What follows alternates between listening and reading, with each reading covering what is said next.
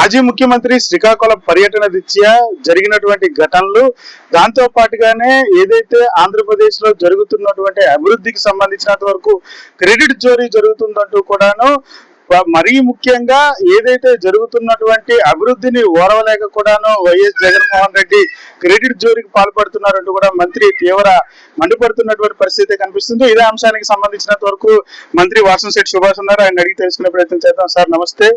నిన్న శ్రీకాకుళం పర్యటన జరిగింది, అంతా చూస్తా ఉన్నారు. బాధితులకి అండగా నిలవాల్సినటువంటి మాజీ ముఖ్యమంత్రి బాధితుల దగ్గరికి అసలు వెళ్ళారో లేదో తెలియలేనటువంటి పరిస్థితి. ఆయన వ్యాఖ్యలు ఎలా అనిపించాయి సార్? అసలు ఏ రోజు బాధితుల దగ్గరికి వెళ్ళాడండి? ఎప్పుడు కూడా ఏదైతే ఈ మాఫియా డాన్స్ ఉంటారో, లేకపోతే గంజాయి స్మగ్లింగ్ చేస్తారో, లేకపోతే వికృత పనులు చేస్తారో వాళ్ళ దగ్గరికి ఓదార్పు యాత్రలు చేశాడు తప్ప ఎప్పుడు బాధిత కుటుంబాలను టచ్ చేయడానికి చూడండి. ఎందుకంటే అక్కడ డబ్బులు ఇవ్వాల్సి వస్తుంది, ఇంక లాక్కోవటమే కానీ పెట్టి అలవాటు లేదు. సో అలాగే వాళ్ళు అతనికి బుద్ధి లేకపోతే కింద వాళ్ళకి ఎందుకు ఉంటుంది, వాళ్ళ నాయకులకి. కానీ ఏదేమన్నప్పటికీ రాత్రి ఒక కొత్త కోణాన్ని సభ్య సమాజానికి చూపించారు. మొన్నటి వరకు ఒక యాక్సిడెంట్ కేసు, ఆ యాక్సిడెంట్ లో చనిపోయాడు, దాన్ని మాఫీ చేయడానికి వాళ్ళు కొడుకుని తప్పించడానికి వాళ్ళకి ₹1,00,000 ఇస్తానని, ఇంట్లో పని చేయిస్తానని, వేరే వ్యక్తిని పెట్టామని చెప్పి రకరకాల ప్రయత్నాలు చేశారు.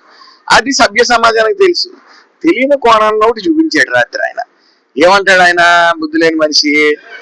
ఏదైతే అప్పలరాజు గారు అబ్బాయి ఉన్నాడో వాళ్ళ తండ్రిని చూసి వైద్యం నేర్చుకున్నాడంట. ఒక డాక్టర్ గారు ఆయన స్టేట్ ఫస్ట్ అంట, కొడుకు నేర్పాడంట హార్ట్ పంపింగ్ అంటే ఏంటో. అంటే హార్ట్ పంపింగ్ పేరు మీద గుద్దేసినట్టు గుండెక్కి గొంతులు వేసినట్టున్నాడు వాళ్ళ అబ్బాయి. సో అది మర్డర్ కేసు కింద నమోదు చేయాలి. అసలు హార్ట్ పంపింగ్ తండ్రిని చూసి నేర్చుకుంటానంటాడు ఏంటంటే, అంటే రేపు పొద్దున్న తండ్రి అందుబాటులో లేకపోతే కొడుకు ఆపరేషన్ చేస్తాడా చూసి నేర్చుకుని?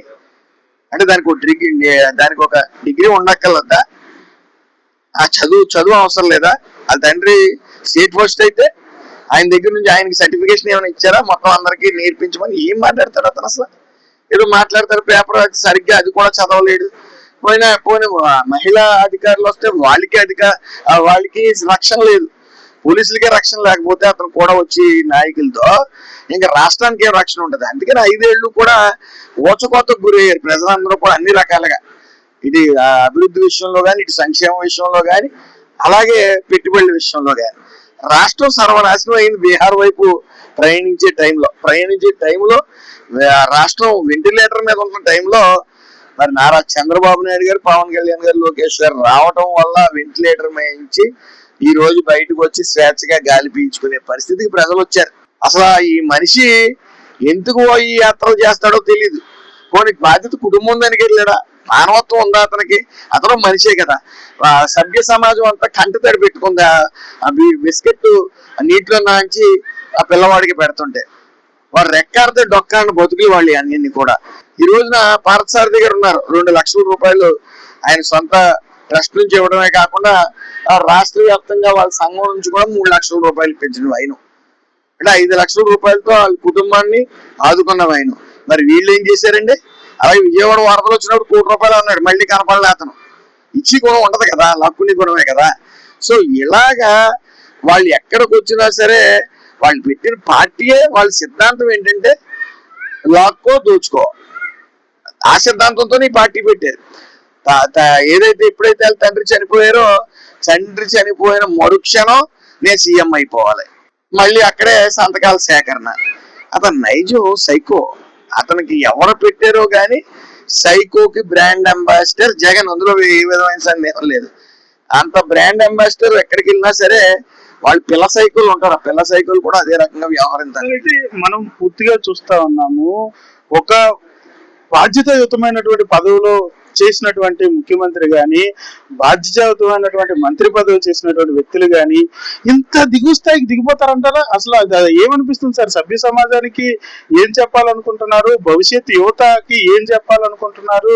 అసలు ఏంటి అర్థం కాని పరిస్థితి కనిపిస్తుంది. అసలు అతను ఓటు వేసిన వాళ్ళు సిగ్గుపడే పరిస్థితి తీసుకుని వచ్చాడు ఆల్రెడీ ఆయన. అసలు ఇలాంటి ఏమీ తెలియని తొగ్గలకు ఏదో పులికేసి సినిమా ఉంది కదా, ఆ పులికేసి టైప్ లో ఇతను ఎన్నుకోవడం జరిగింది. నేను కూడా ఆ రోజుల్లో ఓటేసాను ఇంటికి. అంటే ఒక్క ఛాన్స్ అంటే తండ్రికి తగ్గ తనయుడేమో ఒక ఛాన్స్ అడుగుతున్నాడు అని చెప్పి ఇచ్చిన తర్వాత రాష్ట్రాన్ని ఎటు తీసుకెళ్తున్నాడో తెలియని వైను. అసలు ఎక్కడైనా చిన్నపిల్లల్ని ఎక్కడన్నా క్విజ్ క్వశ్చన్ లో మీ రాజధాని ఏదంటే వాళ్ళు నక్షత్రాలు లెక్క పెట్టిపోయే పరిస్థితి. ఈ రోజు కూడా ఏమంటాడు మావిగా అంటాడు, అది చూసి కూడా నవ్వుకుంటున్నారు. అతనికి అర్థం అవట్లే అది ఎవరికి ఇప్పుడు అతని అభిప్రాయం అని చెప్పట్లా, మొత్తం పార్టీకే అంటగట్టాడు. మేము మావిగాంతో వస్తాం, మీరు అమరావతిలో మండి సిగ్గుపడతా ఉన్నారు. చదువుకున్న వాళ్ళందరూ కూడా ఇతనికి ఎంత అవగాహన లేని వ్యక్తి అని బాధపడతా ఉన్నారు. ఎందుకంటే ఇతనికి అవగాహన లేదు, రాదు. ఎప్పుడైనా సరే ఓటమి నుంచి గుణపాఠాలు నేర్చుకోవాలి. 23 సీట్లు వచ్చిన తర్వాత ఆయన ఏమైనా నిరుత్సాహపడ్డారా? పవన్ కళ్యాణ్ గారు 1 సీట్ వచ్చిన తర్వాత నిరుత్సాహపడ్డారా? నిరంతరం ప్రజల మధ్యన ఉంటూ ఆయన 100% స్ట్రైక్ రేట్ వచ్చింది. ఇక్కడ ఎన్డీఏ కూడా 94% స్ట్రైక్ రేట్ వచ్చింది. ఇదంతా చరిత్ర. దేశంలో ఎక్కడ ఎవరో సాధించలేనటువంటి ఘనమైన విజయాన్ని నమోదైందన్నమాట. ఎందుకు నమోదైంది? ఒక సైకోని, ఓ అవగాహన లేని వ్యక్తిని, ఒక మూర్ఖుణ్ణి సీఎం అని చేసామని గ్రహించారు కాబట్టి 11 సీట్లు పరిమితం అయ్యారు. ఈ రోజు కూడా జ్ఞానం లేకుండా ఆయన ఏం చెప్పాడండి? ఈ గత 2 ఏళ్ళు మీరు ప్రెస్ మీట్లు కానీ అందరం ప్రజలు గమనిస్తే ఆయన ఎప్పుడు చెప్పింది మేము అధికారంలోకి వస్తే అది చేస్తాం, మేము అధికారంలోకి వస్తే ఇది చేస్తామని ఎక్కడా చెప్పట్లే. లేకపోతే మనం గత 5 ఏళ్ళు మేము ఏం చేసామని చెప్పట్లే. మేము అధికారంలోకి వస్తే రపరప నరికేస్తాం. నేను ఊరుకున్నా మా కార్యకర్తలు ఊరుకోరు. మేము అధికారంలోకి వస్తే మమ్మల్ని మా స్కామ్లు మేము చేసుకుంటుంటే ఇబ్బంది పెట్టిన అధికారుల్ని బట్టలు ఉడదీసి నిలబెడతాం అనే స్ట్రాంగ్ ఆయన మెంటాలిటీ ఏంటనేది సభ్య సమాజానికి చెప్తున్నాడు. ఆయన ప్రతిసారి అది చెప్తున్నాడు. తప్పేంటి పిల్లోడు అవుతాయి యాక్సిడెంట్లు, తప్పేంటి అంటుంటే అతని వైఖరి తెలుస్తుంది కదా. అతనికి యాక్సిడెంట్లు పెద్ద ఇష్యూ కాదు. ఫ్యాక్షనిజంలో చంపిన ఆయనకి లెక్క. ఎవరైతే ఫ్యాక్షనిజంలో చంపారో ఎవరినన్నా అవతల పార్టీ వ్యక్తిని అతను హక్కును చేర్చుకునే ఘోరమైన మనస్తత్వం అవుతుంది. ఆ మనస్తత్వం ఆయన అలాగే ఉండాలని కోరుకున్నాం. రపరప నరికేస్తానని చెప్పాలి. ఆయన నైజం ప్రజలు తెలుసుకోవాలి. సో అది తెలుసుకోవటం వల్ల ఆయన నరికేస్తానని చెప్తాడు, అధికారంలోకి వస్తే నరికేస్తానంటున్నాడు. చాలా సంతోషం. దానివల్ల మా యూనిటీ పెరుగుతుంది, ప్రజలందరికీ అతని నైజం ఏంటో తెలుస్తుంది. ఆయన స్టేట్ ఫస్ట్, బాగా చదువుకో, లేకపోతే మీ నాన్నకి సంస్కారం లేదు, మానవత్వం లేదు, అతను చూసి చెడిపోక నువ్వు అని చెప్పి తిట్టి ఒకసారి గుద్దిన తర్వాత ఓ అంబులెన్స్ ఫోన్ చేయాలరా, చేసిన తర్వాత మన మానవత్వం చాటుకోవడం, మీ నాన్నలా బిహేవ్ చేయకూడదు, కొడుకుని తప్పించడానికి. అది యాక్సిడెంటే అనుకుందాం. ప్రభుత్వం అంత చట్టం ఉరేసేది కదండి, యాక్సిడెంట్ ఉరేదు. సో ఇలా ఇది పరిస్థితి చెప్పడం పోయి ఆ చిన్నపిల్లడే గుద్దేడు ఏమైంది ఇప్పుడు అంటాడు. నా బాధ్యత కుటుంబానికి ఏమైనా న్యాయం చేశాడు అతను? ఏ రోజైనా అతను జోబు నుంచి తీసి రూపాయి ఇచ్చిన వైనం ఉందా? ఈ పవన్ కళ్యాణ్ గారిని చూడండి, లోకేష్ గారిని చూడండి. ఒక పాప చనిపోతుంటే 6 కోట్ల రూపాయలు తీసుకెళ్లి ఆ పాప తల్లిదండ్రుల ముఖంలో చిరునవ్వు చూడటానికి ఎంత ప్రయత్నించారు. చంద్రబాబు నాయుడు గారు చూడండి, భువనేశ్వర్ గారు చూడండి, తలసేమియా పిల్లలకి ఒక ప్రోగ్రాం పెట్టి డబ్బులు కలెక్ట్ చేస్తారు. సేవా శ్రమతో నిర్మించిన పార్టీ మాత్రమే ప్రపంచంలో ఎక్కడైనా సరే శాశ్వతంగా నిలుస్తుంది. కానీ వ్యాక్సినేషన్తో, గంజాయితో, లేకపోతే సింపతితో వచ్చిన పార్టీ ఎప్పటికీ నిలబడదని చెప్పి మన ప్రజలు నిరూపించారు 11 సీట్లు ఇచ్చి. సో వీళ్ళు ఇలాగే మేము కంటిన్యూ అవుతాం, ప్రజలతో మాకు పని ఉంది, మేము ఏదో లాస్ట్. అతనికి ఇంకొక పిచ్చోటి ఉంది, పాదయాత్ర చేస్తే గెలిచేస్తాం అనుకుంటున్నాడు. పాదయాత్ర చేసి ఏం చేశాడు? గిన్నిస్ బుక్ వరల్డ్ రికార్డులో ఎక్కాడు. ఎలా ఎక్కాడు? సుమారు 2 కోట్లు ముద్దులు పెట్టాడు జనాలకి.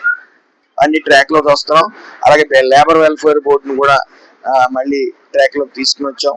సో ఒక్కొక్కటిగా మీరు అన్నట్టు మినిమం వేజెస్ బోర్డును కూడా వెలుగులోకి తీసుకుని వచ్చాం. వాళ్ళని కూడా 23 మందిని అపాయింట్ చేయడం జరిగింది చంద్రబాబు నాయుడు గారు. అన్ని బోర్డుల్ని కూడా క్లోజ్ చేశారు గత 5 years. ఇప్పుడు మళ్ళీ అది కార్యవర్గాన్ని ఎన్నుకుని మళ్ళీ అన్ని రివ్యూ మీటింగ్స్ జరుగుతూ ఉన్నాయి. కార్మికుల ఆరోగ్యం, భద్రత మాకు ముఖ్యం. దాంట్లో ఎట్టి పరిస్థితులు ఏ 1% డీవియేషన్ లేకుండా ముందుకు సాగుతాం. చూడొచ్చు, ఏదైతే మాజీ ముఖ్యమంత్రి జగన్మోహన్ రెడ్డి శ్రీకాకుళం పర్యటన ఇచ్చా కూడా ఏదైతే కూటమి సర్కారు పాలన చూసి ఓరవలేక అనుచిత వ్యాఖ్యలు చేస్తున్నటువంటి పరిస్థితి, క్రెడిట్ చోరీకి పాల్పడుతున్నటువంటి సిచ్యువేషన్ కూడా కనిపిస్తుంది. తను మానసిక రోగిగా ఉన్నారు, చూస్తూ కూడా ఓరవలేకపోతున్నారంటూ కూడా మంత్రి చెప్తున్నటువంటి పరిస్థితి. మరొక వైపు కార్మికులకు సంబంధించినంత వరకు కార్మికుల భద్రత వాళ్ళ యొక్క బాధ్యతగా భావిస్తా ఉంటామంటూ కూడా మంత్రి చెప్తున్నటువంటి సిచ్యువేషన్ అయితే కనిపిస్తా ఉంది. కెమెరా పర్సన్ నారాయణతో భరత్, వేద టీవీ, విశాఖ నుంచి.